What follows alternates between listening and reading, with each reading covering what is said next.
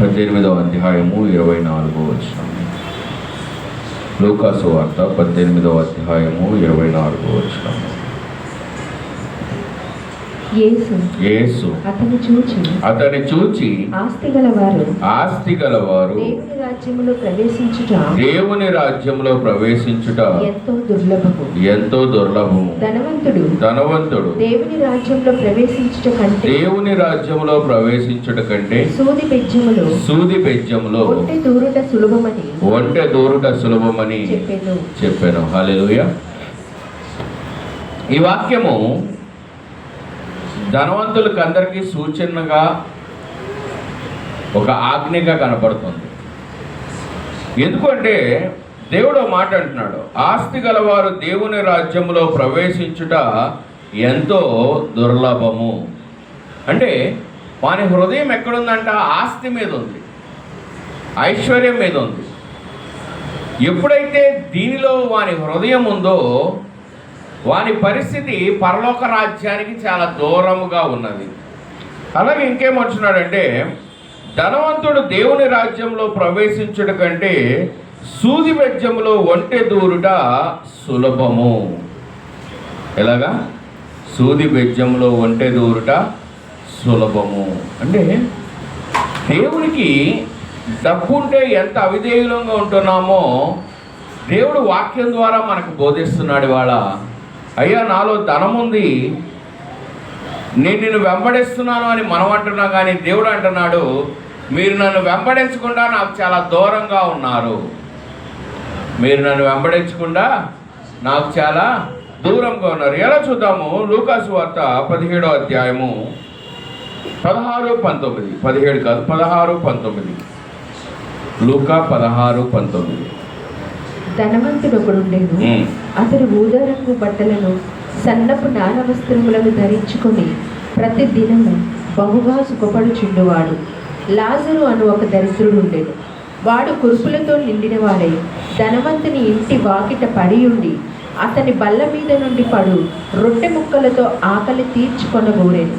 అంతేకాక కుక్కలు వచ్చి వాని కురుపులు నాకెను. ఆ దరిద్రుడు చనిపోయి దేవదూతల చేత అబ్రహాము రొమ్మున ఆనుకొనుటకు కొనిపోబడెను. ధనవంతుడు కూడా చనిపోయి పాతిపెట్టబడెను. చాలండి, ఒక్క నిమిషము. ఇక్కడ నేను చాలాసార్లు ఆలోచన కలిగి, ప్రభువా ధనవంతుడు ఆ పేదవాడికి ఇవ్వాలని రూల్ ఏం లేదు కదా, ఆ పేదవాడికి ఇవ్వాలన్న రూల్ ఏం లేదు. తాను సంపాదించిన ఆస్తితో తాను సుఖపడుతున్నాడు.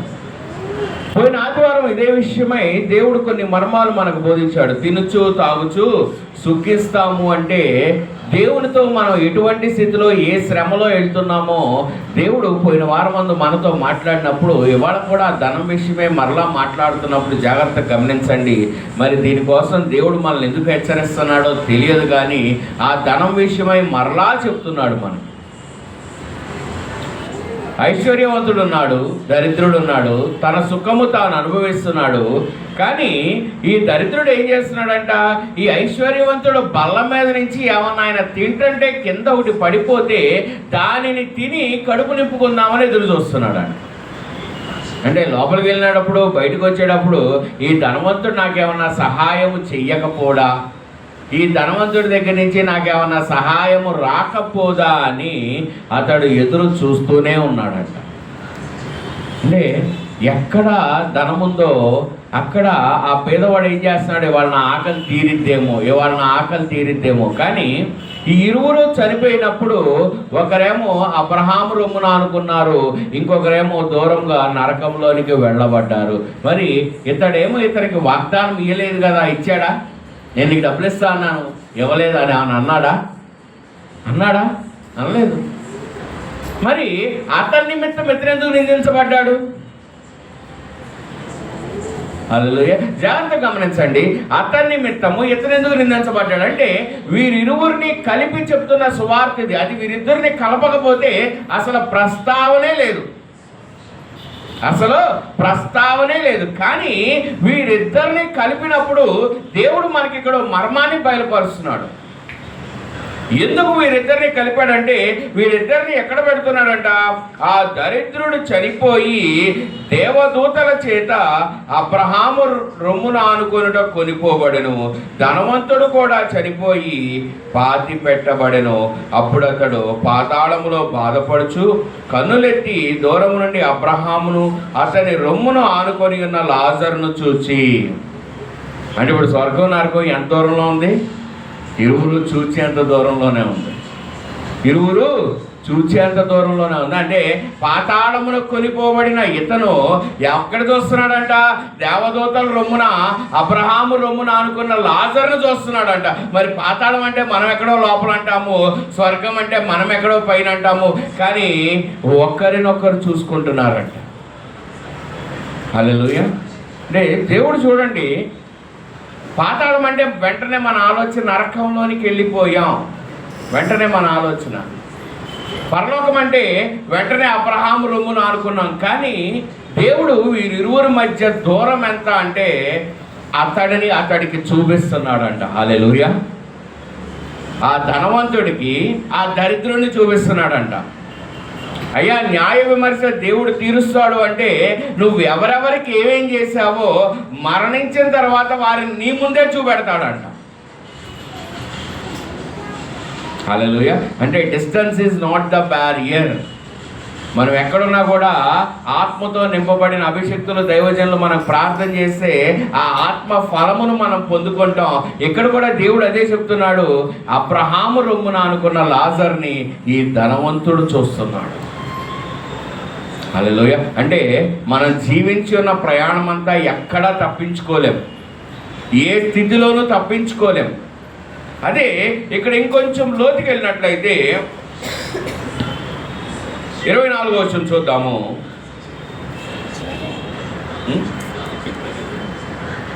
తండ్రివైన అబ్రహామా, నా యందు కనికరపడి తన వ్రేలి కొనను నీళ్ళల్లో ముంచి నా నాలుకను చల్లార్చుటకు లాజరును పంపుము, నేను ఈ అగ్నిజ్వాలలో యాతన పడుచున్నానని కేకలు వేసి చెప్పాను. ఈ భూమి మీద బతుకున్నప్పుడు ఆ రొట్టె ముక్క ఏమన్నా కింద పడితే చాలని ఆ దరిద్రుడు ఎదురు చూస్తే ఇప్పుడు ఎవరు ఎదురు చూస్తున్నారంట? ఆ ధనవంతుడు ఎదురు చూస్తున్నాడంటే ఏంటని? రొట్టె ముక్క కూడా కాసుకోవడం కాదు, ఒక నీళ్ల కొన కొంచెం నీళ్లతో ముంచి నా మీద ఏమన్నా వేస్తే ఇక్కడ నేను సలసలమ్మ కాలిపోతున్నాను, ఆ నీటి చుక్కైనా నాకేమన్నా ఆశ్రయం దొరికిద్దేమో. హల్లెలూయా. జాగ్రత్త గమనించండి. భూమి మీద జీవించేసి వెళ్ళిపోతున్నామంటే తేలిగ్గా అయిపోవటంలా. ఎవ్రీథింగ్ దేవుడు పరిశీలిస్తున్నాడు, పరీక్షిస్తున్నాడు. ఆ పరీక్షలో దేవుడు నిన్ను నిలబెడుతూనే ఉన్నాడు. ఇక్కడ అబ్రహాముని అడుగుతున్నాడు ఈ ధనవంతుడు, అయ్యా ఒక వేలి చుక్కతో అంటే ఇప్పుడు దూరం ఎంత ఉంది గమనించండి. పాతాళంలో ఇతనున్నాడు, అబ్రహాము రొమ్మున అనుకుని అతనున్నాడు. అయ్యా ఒక వేలితో ఇలా ముంచి ఇలా వేస్తే ఆ వేలులో వచ్చే ఒక చిన్న చుక్క నా మంటల్ని ఏమన్నా ఆర్పిద్దేమో, ఆ మంటలను ఆర్పిద్దేమో. అంటే ఇప్పుడు ఎంత దూరం ఉంది? పక్క పక్కనే ఉన్నారు, కానీ ఇతని పాతాళం ఎలా ఉంది? భరించలేనంతగా ఉంది. అతని స్వర్గం ఎలా ఉంది? సమృద్ధితో అబ్రహాము రొమ్మున ఆనుకొని దేవదూతలతో ఉన్నాడు అతను. మరి ఇద్దరు ఏమైనా పాపం చేశారంటే ఇద్దరు పాపం చేయలే. చేశారా? చేయలే. ఇద్దరు పాపం చేయలే. కానీ దీని విషయమై ప్రభు మరి ఇద్దరు పాపం చేయనప్పుడు ఆ ధనవంతుడి పరిస్థితి ఎందుకు ఎలా అయింది? ఆ ఐశ్వర్యవంతుడి పరిస్థితి ఎలా ఎందుకు అయింది అంటే దేవుడు కొన్ని వాక్యాలు పాత నిబంధనలో మనకు చూపిస్తున్నాడు. కొన్ని వాక్యాలు దేవుడు చూపిస్తున్నాడు మనకి. సామెతలు 22వ అధ్యాయము 2వ వచనము. సామెతలు 22వ అధ్యాయము 2వ వచనము.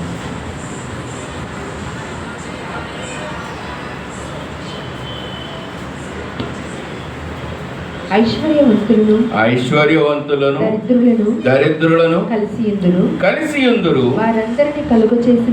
వారందరినీ కలుగ చేసిన వాడు యెహోవాయే. ఇరువురు ఎక్కడుంటారంట? కలిసే ఉంటారు. వీరిరువురు కలిసే ఉంటారు. వీరిరువురిని కలగజేసిన వారు ఎవరంట? యెహోవాయే. అంటే చూడండి, ఇక్కడ దేవుడు స్పష్టంగా మాట్లాడుతున్నాడు. ఒక ధనవంతుడు అంటే ఒక దరిద్రుని కూడా నేను పక్కనే ఉంచాను, ఉంచకుండా లేను. ఆ దరిద్రుడు ధనవంతుడిని ఎందుకు పక్కన ఉంచాను అంటే ఇక్కడ దాని విషయమై దేవుడు మాట మాట్లాడుతున్నాడు. 19వ సామెత 17వ వచనము. 19వ సామెత 17వ వచనము. బీదలను కనికరించువాడు యెహోవాకు అప్పించువాడు వాని ఉపకారమునకు ఆయన ప్రత్యుపకారము చేయును. ఇప్పుడు ఎవరు ఉపకారం చేస్తున్నారు? ధనవంతుడు ఉపకారం చేస్తుంటే ప్రతి ఉపకారం ఎవరు చేస్తున్నారు? దేవుడు చేస్తున్నాడు. హల్లెలూయా. అంటే ఇరువురిని అందుకే పక్కన పెట్టాడంట. ప్రభా, నేనే ఎందుకు ఈ దరిద్రంలో వెళ్ళాలంటే ధనవంతుడిని ఆశీర్వదించడానికి నిన్ను దరిద్రంలో పెట్టా. ప్రభా, మరి నాకెందుకు ఈ శాపం అంటే నీకిచ్చుట వలన అతడు ఘనతనందును అతడు దేవునికే అప్పిచ్చువానిగా చేయబడుతున్నాడు. అదే రీతిగా నీ దరిద్రం నుంచి నీకు విడుదల కూడా కలగజేస్తున్నాడు. హల్లెలూయా.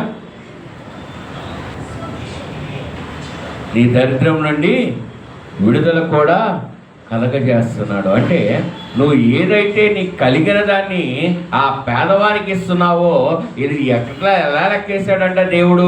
దీన్ని నువ్వు దేవునికి అప్పించువానిగా చేస్తున్నాడంట. హల్లెలూయా. మనుషులకు అప్పిస్తే వడ్డీ ఇస్తారు, అసలు కూడా ఇస్తారు. దేవుడు ఎవడా ఇస్తాడా? ఎవడా? మరి మనుషులకి ఇస్తేనే ఇంతగా ఇచ్చినప్పుడు మరి దేవుడు ఆ పేదవానికి ఇస్తే నిన్ను ఇంకెంతగా ఆశీర్వదిస్తాడో జాగ్రత్తగా ఒక్కసారి గమనించండి. ఇరువురిని కలిపి ఉంచాడంట దేవుడు. ఇదే మాటని నూతన నిబంధనలో లాజరు ధనవంతుడు. లాజరు పేరు ఉంది కానీ ధనవంతుడి పేరుందా?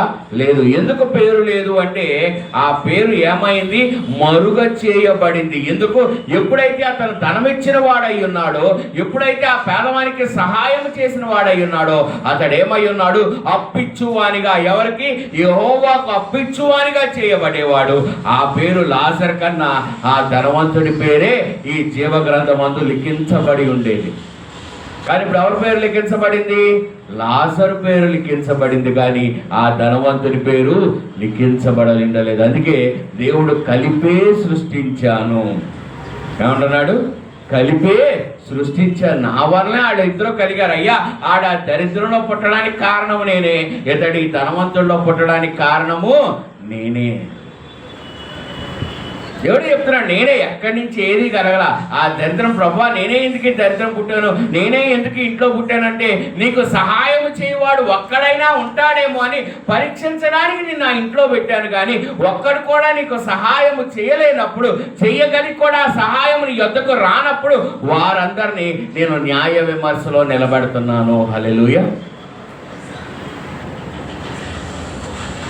మనమే అనుకుంటావు, అయ్యా నాకెవరు సహాయం చేయలేదు నువ్వు అంటావు. కానీ దేవుడు అంటాడు, నీకు ఒకరు సహాయం చేయాలని నేను ఎదురు చూస్తున్నాను. కానీ వారెవ్వరి దగ్గర నుంచి నీకు సహాయము రానప్పుడు వారందరినీ నేను న్యాయ విమర్శలో పెడతాను.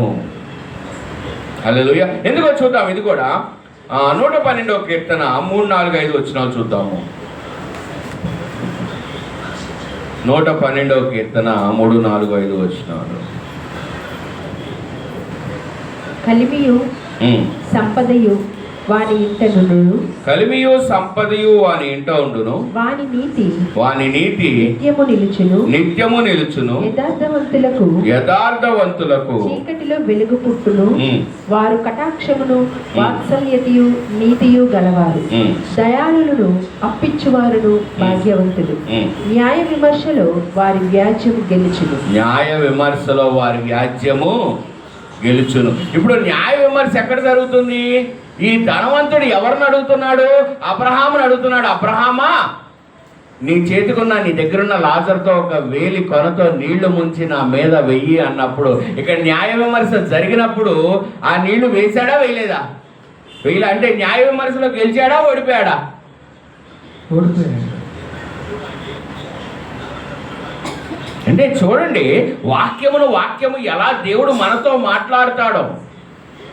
ప్రభా వీరిరువురికి అసలు సంబంధం లేదు కదా అని నేను అన్నప్పుడు, ప్రభా మరి వీళ్ళిద్దరిని ఎందుకు కలిపావు కదా అన్నప్పుడు దేవుడు అంటున్నాడు, న్యాయ విమర్శలోనికి వస్తున్నప్పుడు ఎప్పుడైతే ఇతడు ధనమును దానము చేస్తాడో ఇతడు న్యాయ విమర్శ గెలుచును. ఏమవుతుందంట? గెలుస్తాడంట. ఇక్కడ చూడండి దేవుడు మాట్లాడుతున్న స్థితి. కలిమియు సంపదయు వాని ఇంట నుండును, వాని నీతి నిత్యము నిలుచును. ఇప్పుడు ధనవంతుడి ఇంట్లో ఏముంది? కలిమి ఉంది, సంపద ఉంది. రెండోది ఏమన్నాడు? యథార్థవంతులకు చీకటిలో వెలుగు పుట్టెను, వారు కటాక్షమును వాత్సల్యమును నీతియు గలవారు. ఇక్కడ వారికి ఏముంటదంట? కటాక్షము, వాత్సల్యము, నీతి. ఈ మూడులో వారు ఏమంటారంట? ఒకవేళ వారు చీకటిలోకి వెళ్ళినా వెలుగు కనబడుతుందంట. హల్లెలూయా. అంటే కటాక్షము కావాలి, దయ కావాలి, నీతి కావాలి. ఇప్పుడు ఈ ధనవంతుడికి లేదేంటి? దయ. నా డబ్బుతో నేను సుఖపడుతున్నాను అనుకుంటున్నాడు, కానీ ఎదుటి వారికి ఇవ్వడానికి ఏం లేదు? దయ లేదు. అక్కడేం లేదు? నీతి లేదు. అక్కడేం కనపడలేదు? దేవునికి వాత్సల్యము కనబడలేదు. అయ్యా ఇప్పుడు నాకే తినడానికి లేదంటే అది వేరు. చూడండి, దేవుడు బ్రీఫ్ చేస్తా అతడు సుఖపడుతున్నాడు. ఏమన్నాడు? సుఖపడుతున్నాడు. ధనవంతుడు సుఖపడుతున్నాడు. అంటే already you are having blessed more than what you expected, కానీ still you are going under. ఈ న్యాయ విమర్శలో ఈ ధనము లేక బాధపడుతున్నది ఎవరు? నువ్వే. అందుకే తనకి ఏం లేదంట? దయ లేదు, కటాక్షం లేదు, వాత్సల్యము లేదు, నీతి లేదు. అలాగే దయాళులను అప్పించువారును భాగ్యవంతులు న్యాయ విమర్శలో వారి వ్యాజ్యము గెలుచును. న్యాయ విమర్శలు ఏమైందంట? వారి వ్యాజ్యము గెలుస్తుందండి. అంటే నువ్వు చనిపోయినప్పుడు ఎప్పుడైతే దేవుని దగ్గరికి వెళ్తున్నావో ఆ న్యాయ విమర్శలో దేవుడు నిన్ను ఏం చేస్తాడంట? నీ వ్యాజ్యమును ఏం చేస్తాడంట? గెలిపిస్తాడు. హల్లెలూయా. అంటే దేవుడు చూడండి ప్రతి స్థితిని మనకెలాగ ఆశీర్వదించిస్తున్నాడో, ప్రతి పరిస్థితిని మనకెలాగ ఆశీర్వదించిస్తున్నాడో గమనించండి. కానీ మనం ఏం చేస్తున్నామంటే దీనిని చూడలేకపోతున్నాం, దీనిని పొందుకోలేకపోతున్నాం. అందుకే దేవుడు అన్నాడు, ఇద్దరినే కలిపే ఉంచాను, ఇద్దరినే సృష్టించిన వాడను నేనే. కానీ ఇతని దగ్గర నుంచి ఎప్పుడైతే అతనికి వెళుతుందో ఇతనిలో ఏమేం బయలుపడుతుందంట? దయాళత్వము, నీతి, వాత్సల్యత. అంటే నీ ముందు ఒక దీనుడు దరిద్రుడు కనబడుతున్నాడంటే దేవుడు వాడిని పరీక్షిస్తాడంట. అయ్యా వీడి శ్రమలో వెళ్తున్నప్పుడు ఎంతమంది ఇతనికి సహాయము చేయడానికి చెయ్యగలిగుండి కూడా చేయలేని వారిని దేవుడు మాట్లాడతాడు. నువ్వు చెయ్యగలిగుండి కూడా ఆ సమయమునకు సహాయము చేయడానికి నీకు చేతులు రానప్పుడు దేవుడు న్యాయ విమర్శలో నిన్ను నిలబెడతానంటున్నాడు. హల్లెలూయా. గమనించండి, ప్రతిదీ దేవుడు మాట్లాడతాడు, ప్రతి విషయమై దేవుడు మాట్లాడతాడు. అలాగే 19వ సామెత 17వ వచనం. 19వ సామెత 17వ వచనము.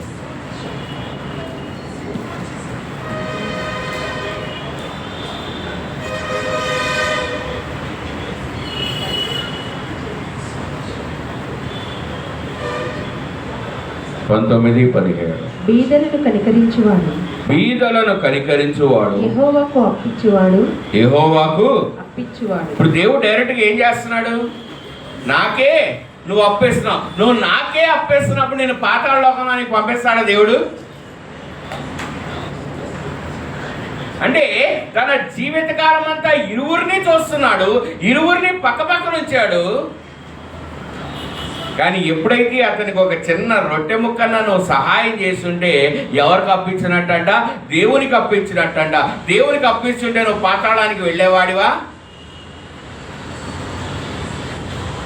హల్లెలూయా. చూడండి ప్రతి వచనము దేవుడు ఇంకా మాట్లాడుతున్నాడు మనతో. ఇంకా చదవండి మా వచనం మళ్ళీ చదవండి. బీదలను కనికరించువాడు యెహోవాకు అప్పించువాడు వాని ఉపకారమునకు ఆయన ప్రత్యుపకారము చేయును. ఆయన చేస్తున్నాడా? పేదవాడు చేస్తున్నాడా? అంటే ఇప్పుడు నాకు ప్రత్యుపకారం ఎక్కడి నుంచి వస్తుంది? ఆయన నుంచా పేదవాడి నుంచా? పేదవాడి నుంచి మనం ఆశించడానికి ఏం లేదు. Nothing is having.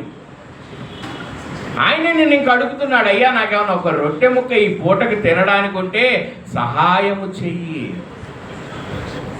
కానీ ఎప్పుడైతే నువ్వు ఇస్తున్నావో ఇక్కడ దేవుడు నీకిస్తున్నానని వాగ్దానం ఇస్తున్నాడు. హల్లెలూయా. ఇప్పుడు ఆ రుణం ఎవరు తీసుకున్నారు?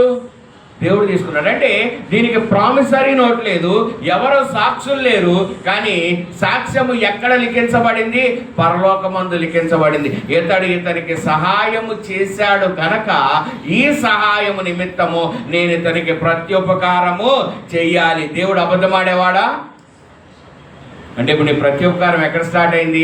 ఇక్కడ నువ్వు దానం చెయ్యగానే అక్కడ నీ ప్రత్యుపకారము మొదలయ్యింది. ఎందుకంటే అతని పక్కన నిలబెట్టింది నిన్ను దేవుడే.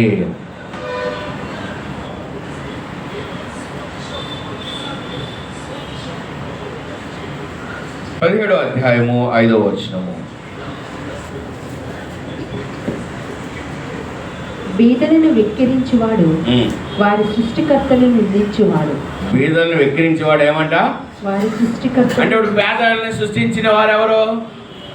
దేవుడా? వారి దరిద్రమా? దేవుడే.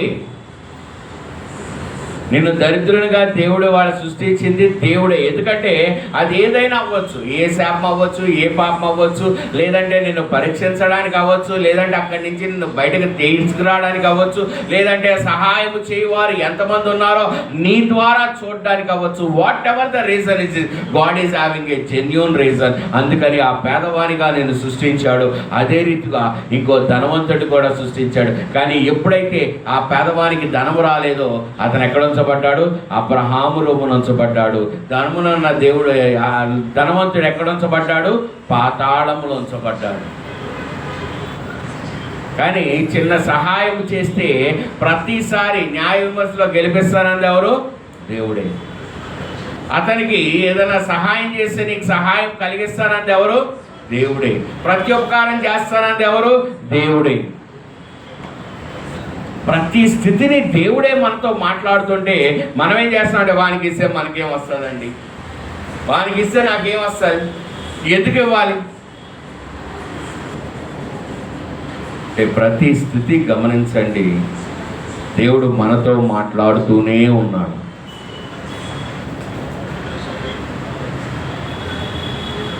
చదవండి వచ్చిన ఒకసారి. బీదలను వెక్కిరించువాడు వారి సృష్టికర్తను నిందించువాడు ఆపదను చూసి సంతోషించువాడు నిర్దోషిగా ఎంచబడడు.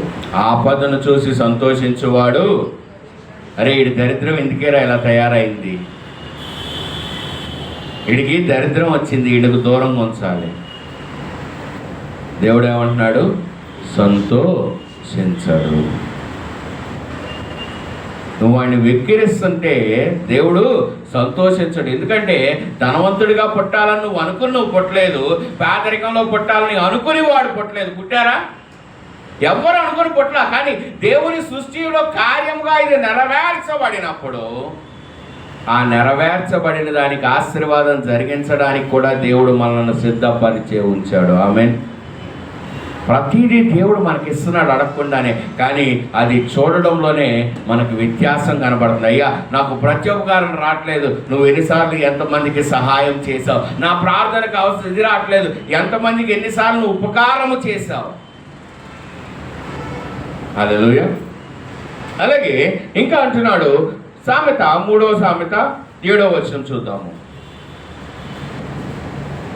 3వ సామెత. నేను జ్ఞానిని కదా అని నీవు అనుకొనవద్దు. నేను జ్ఞానిని కదా అని నీవు అనుకొనవద్దు. యెహోవా యందు భయభక్తులు కలిగి చెడుతనమును విడిచిపెట్టుము. అప్పుడు నీ దేహమునకు ఆరోగ్యమును నీ ఎముకలకు సత్తువయు కలుగును.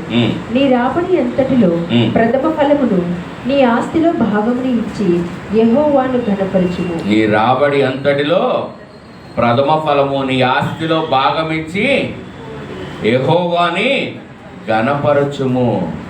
మరి ఒక పేదవానికి ఇస్తేనే నేను నీకు ప్రత్యుపకారం చేస్తాను, మేలు చేస్తాను, న్యాయ విమర్శలో నిన్ను కాపాడుతాను అన్నప్పుడు మరి ఆయనకే ఇస్తే,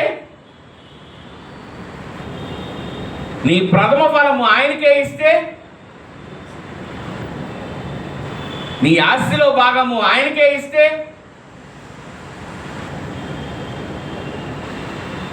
చాలామంది ఏమనుకుంటా అంటే, అయ్యా నేను ఎంత కష్టపడి దేవునికి ఇస్తే మరి ఆ పాస్టర్ గారు ఎంజాయ్ చేస్తున్నారు కదా నా ఆస్తిని బట్టి. Don't claim your pastor.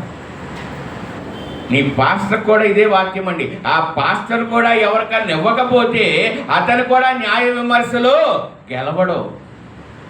అయ్యా ఈ సంఘం అంతా కానుకలు నాకు తీసుకొచ్చి ఇస్తుందంటే ఈ కానుకలు నువ్వు సువార్తను విస్తరింపజేయడానికి కానీ నా వెనక ఇంకో 2-3 తరాలకు నేను దాచుకుంటాను అంటే దేవుడు ఉంచుతాడా తీసేస్తాడా?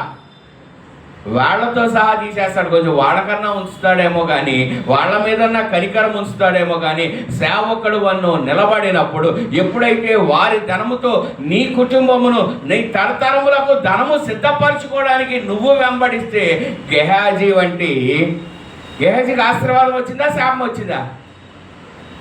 ఆ శాపము ఆ దైవజనుడి మీద రూపింపబడుతుంది. ఇది సేవకులకు ప్రత్యేకం కాదండి. వాక్యం సేవకులకు ప్రత్యేకం కాదు. ఇవ్వండి ఇవ్వండి అని సంఘానికి చెప్తున్నప్పుడు అదే సువార్త సేవకుడికి కూడా పనిచేస్తుంది. ఎన్ని చోట్ల వెళ్ళి ఎంతమందికి వెళ్ళి నువ్వు ఈ సువార్తను విస్తరించడానికి ధనమును వాడావు? లేదండి మా అబ్బాయి ఇంజనీరింగ్ ఫీజు, మా అమ్మాయి మెడికల్ ఫీజు, లేదంటే నా తర్వాత ఇంకో తరానికి దాచుకున్నాను, నా తర్వాత ఇంకో 2 తరాలకు దాచుకున్నాను. దేవుడు అంటాడు ఏ తరము నీ వెనక ఉంచబడదు. హల్లెలూయా. ఏ తరము నీ వెనక ఉంచబడదు. అది ఎవరికి ఇచ్చారంట? దేవునికి ఇచ్చారంట. ఎవరికి ఇచ్చారు? దేవునికి ఇచ్చారు. దేవునికి ఇచ్చినప్పుడు దేవుని రాజ్యం కోసం వాడమనా, నీ కోసం వాడమనా? ఇస్కరియోతు కూడా యేసుక్రీస్తు కూడా కానుకలు ఇచ్చారు. ఎందుకంటే వాక్యంలో స్పష్టంగా ఉంది. ఇస్కరియోతు దగ్గర ఏముందంట? సంచి ఉందంట. ఎవరు కానుక వేసినా సంచిలో పడతారండి. యేసుక్రీస్తు వారు కూడా కానుక తీసుకున్నారా, తీసుకోలేదా? తీసుకున్నారు. ఆ కానుక వేసినప్పుడు అయ్యా యేసయ్య వెనక తిరిగితేనే ఎంత కానుకల సంచి వస్తుంది కదా అని ఆశ ఎవరికి పుట్టింది? ఇస్కరియోతు యోధాకు పుట్టింది. మిగిలిన వారికి ఎవరికైనా దాని మీద ఆశ ఉందా? హల్లెలూయా. అంటే గమనించండి, దేవుడు ఎవరిని ఎక్కడ వదిలిపెట్ట. అయ్యా ఇక్కడ నేను నుంచుని వాక్యం చెప్తున్నాను కదా, నీ ఆస్తి ఇవ్వండి, నీ ఆస్తి ఇవ్వండి అని చెప్పి, అయ్యా నీ ఆస్తి నేను తీసుకున్నాను, నీ ఆస్తి నేను తీసుకొని దానిని నేను వాడకపోతే మీకన్నా పెద్ద శాపమునకు ఇక్కడ నుంచుని బోధిస్తున్న నేను అర్హుడుగా దేవుడు నన్ను నిలబెడతాడు. హల్లెలూయా. ఎందుకంటే ఇన్ని కుటుంబాలకు నువ్వు వాక్యం చెప్పావు కదా, ఇన్ని కుటుంబాలను న్యాయ విమర్శలోంచి తప్పించినప్పుడు మరి అదే వాక్యము నీ మీద ఉండదా? ఏలీ కుమారులు మరణించారా, దీవించబడ్డారా? అహరోను పిల్లలు మరణించారా, దీవించబడ్డారా? చూడండి, వాళ్ళ దైవజనులు పెద్ద పెద్ద దైవజనులు, బైబిల్లో వాళ్ళ పిల్లల పేర్లు కూడా రాస్తున్నాయి. కానీ దేవుడు ఏం చేశాడంటే న్యాయ విమర్శలో వారిని తీసుకెళ్ళి మరణానికి అప్పగించాడు. ఎలాగా? తండ్రి జీవించి ఉన్నాడు, బిడ్డలు మరణించి ఉన్నారు. హల్లెలూయా. తండ్రి తన నీతిని బట్టి జీవించి ఉన్నాడు, బిడ్డలు తన కళ్ళ ముందే మరణించి ఉన్నారు. జ్ఞాపకం ఉంచుకోండి, సేవకులకి ఇదేం ప్రత్యేకం కాదు. చాలామంది ఏంటంటే అయ్యా ఇదిగో మినిస్ట్రీలోకి వచ్చేస్తే 10 కుటుంబాలు దొరికితే ఈ 10 కుటుంబాలు నా జీవితాన్ని పోషించగలవా, పోషించలేవా అని చాలామంది వాళ్ళ వాక్యం చెప్పడానికి ఆసక్తులై ముందుకు వస్తున్నారు. కానీ వీరందరి నిమిత్తం ఆ 10 కుటుంబాలు ఎదురు చూస్తున్నాయి. ఆ 10 కుటుంబాల నిమిత్తము న్యాయ విమర్శకు సమాధానం చెప్పవలసిన దైవజనుడే ఆ వాళ్ళ పాపం వాళ్ళు చెప్పుకుంటే చాలు. ఆ కుటుంబాలన్నీ వాళ్ళ పాపము న్యాయ విమర్శలో వాళ్ళు చెప్పుకుంటే చాలు. కానీ సేవకుడు ఏం చేయాలంట? ఆ 10 మంది కుటుంబాలకి కూడా న్యాయ విమర్శదే చెప్పాలంట. నువ్వు వారికి ఏం వాక్యం బోధించావు ఆదివారం, వారి ప్రార్థనలో వారిని ఏం నడిపించావు, వారికి ఎటువంటి ఆహారం ఇచ్చావు, ఇవన్నీ నువ్వు చెప్పాలా. హల్లెలూయా. నువ్వేమి ప్రత్యేకింపబడిన వాడవు కాదు. ఇక్కడ నుంచి చెప్పేస్తున్నంత మాత్రాన అయ్యా వాళ్ళ దగ్గర నేను డబ్బు తీసుకొని దాచుకోవచ్చు. నువ్వు కూడా ఇవ్వవలసిందే. హల్లెలూయా.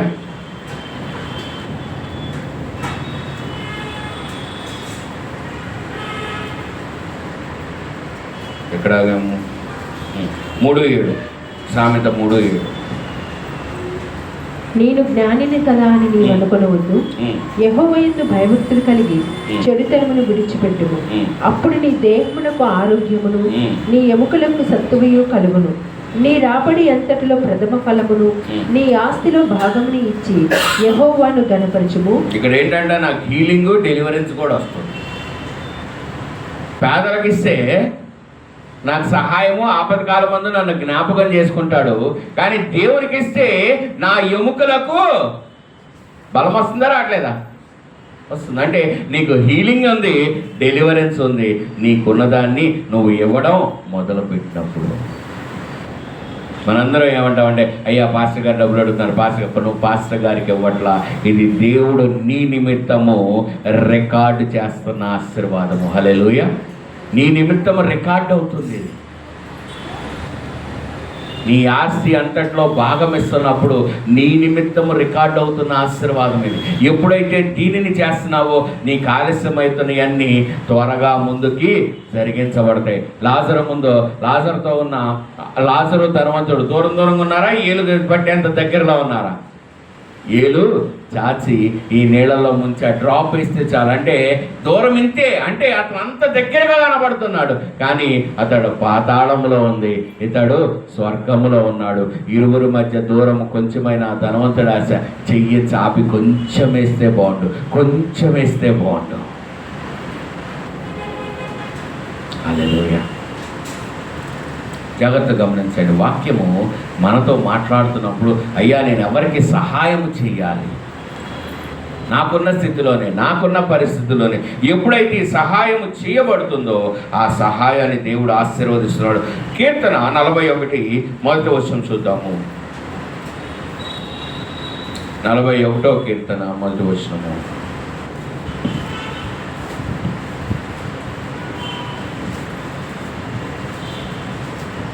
బీదలను కటాక్షించువాడు ధన్యుడు. ఆపత్కాలమందు యెహోవా వాణిని తప్పించును. ఆపత్కాలమందు యెహోవా వాణిని తప్పించును. ఆపత్కాలం మంది ఏం చేయబడతాడంట? అయ్యా నాకు ఆపద వచ్చింది. దేవుడు అంటున్నాడు, నువ్వు ఎవరెవరికి ఏమేమి సహాయం చేసావు? నువ్వు లేనప్పుడు కాదు, నీకు చేయగలిగినప్పుడు నీవు చేయగలిగిన వారికి ఎంతెంత సహాయం చేసావు, ఏ విషయములందు సహాయం చేసావు, ఇవన్నీ రికార్డ్ అయ్యి అప్పుడు చెప్తున్నాడట, నువ్వు ఇన్ని చేసావు కదా, నేను కూడా నీకు చెయ్యక మానను,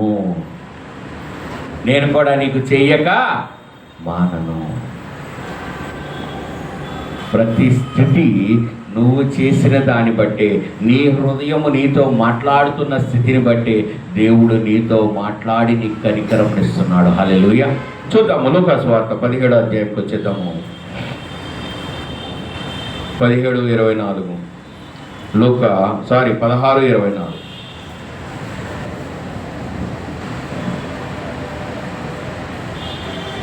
తండ్రివైన అబ్రహామా, నా యందు కనికరపడి తన వ్రేలి కొనను నీళ్లలో ముంచి నా నాలుకను చల్లార్చుటకు లాజరును పంపుము. నేను ఈ అగ్నిజ్వాలలో యాతన పడుచున్నానని కేకలు వేసి చెప్పాడు. అందుకు అబ్రహాము, కుమారుడా, నీవు నీ జీవిత కాలమందు నీకు ఇష్టమైనట్టు సుఖము అనుభవించితివి, అలాగుననే లాజరు కష్టము అనుభవించినని జ్ఞాపకం చేసుకొనుము. ఇప్పుడైతే వాడు ఇక్కడ నెమ్మది పొందుచున్నాడు, నీవు యాతన పడుచున్నావు. ఏంటంట? అతడు ఏం చేస్తున్నాడంట? అయ్యా పేదరికంలో పుట్టించింది దేవుడే, కానీ నెమ్మది కలిగించింది ఎవరిప్పుడు? దేవుడే. అదే ఆ ధనవంతుడు కూడా సహాయం చేస్తుంటే ఇరువురు ఇప్పుడు ఎక్కడుండేవాళ్ళు? దేవుని దగ్గరే ఉంటారు. నేనెందుకు ఇవ్వాలి? చూడండి, ఇప్పుడు తన ధనాన్ని తను అనుభవించాడు, ఇతను పేదరికాన్ని ఇతను అనుభవించాడు. ఈ పేదరికం తన జీవితకాలం అంతా శ్రమ పడ్డాడు కాబట్టి తీసుకొని ఏం చేశాడు? స్వర్గంలో దేవుడు కూర్చోబెట్టాడు. అరే వాడు జీవితకాలం అంతా కష్టపడే ఉన్నాడు, మరి ధనవంతుడిని కూడా చెయ్యొచ్చు కదా అంటే, ఈ ధనవంతుడిలో ఏం లేదంట? దాతృత్వము లేదు, ఇచ్చే గుణము లేదు. కాబట్టి నా నుంచి కనికరమును అతడు దూరపరుచుకున్నాడు. హల్లెలూయా. ఏం దూరపరుచుకున్నాడు? కనికరం. నేను న్యాయ విమర్శలో గెలిపిద్దామన్నా ఆ న్యాయ విమర్శ గెలవడానికి అతను చేసిన కార్యం ఒక్కటి కూడా నాకు కనబడలేదు. అడుగుతున్నా కూడా ఆన్సరు రావడం. హల్లెలూయా. చూద్దాం, ఇంకా చూద్దాం. అంతేకాక